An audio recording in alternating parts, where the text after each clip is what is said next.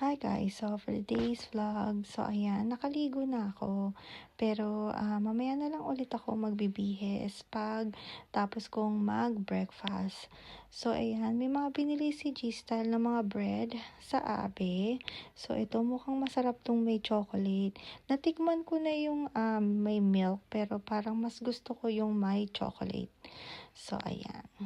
At meron pa isang bread to na mukhang masarap din.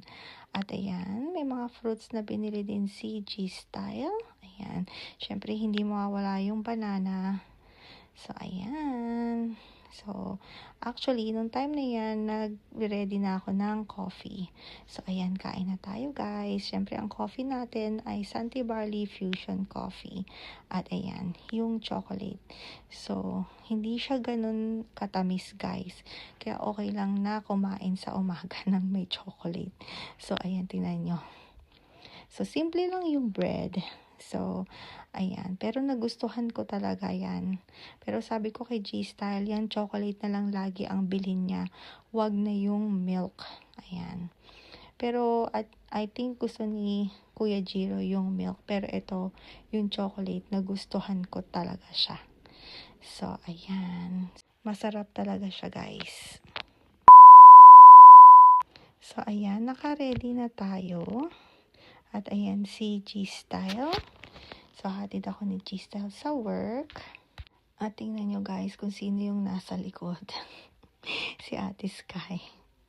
Tahimik lang. Kasama niya si Sunshine. So, nagbubuelo pa yan kung maglalaro sila ni Sunshine. Tingnan nyo, ang cute, diba? Hi, Sky! So, ayan. Natapos na ang aking work. Nandito na kami sa bahay. Ayan, kakain lang ako ng dinner. Siyempre, yung pa rin ang routine. Kakain ng dinner, magpapahinga, mag-edit ng video, at mag-a-upload. So, ayan. So, kain na tayo, guys. So, siyempre, luto yan ni G-Style. Ayan, talagang buti na lang talaga masipag si G-Style magluto ng aming food everyday. So, ayan. So, paano ba yan guys? Hanggang dito na lang ulit. Thank you guys for watching. See you guys next time. Bye guys!